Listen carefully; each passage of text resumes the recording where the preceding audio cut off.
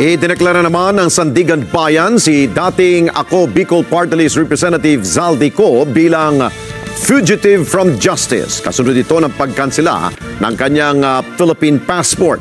At ayon sa Anti-Graft Court, malinaw ang pattern ng pag-iwas at hindi pagsunod ni Ko sa mga kautusan ng hukuman at maging ng ombudsman na nagpapakita umano ng intensyong umiiwas sa pag-usig.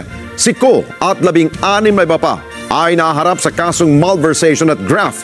Kaugnay ito sa nabistong 289 million pesos substandard road dike project dyan sa lalawigan ng Oriental Mindoro. At ayon sa Sandigan Bayan, nagbitiw sa pwesto si Ko imbis na sundin ang utos ng Kamara na bumalik ito sa Pilipinas. Tumangging sumunod sa mga sabina ng Independent Commission for Infrastructure o ICI at umalis sa bansa habang aktibo ang ginagawang investigasyon sa maanumalyang flood control project. Git pa ng Anti-Graft Court, ang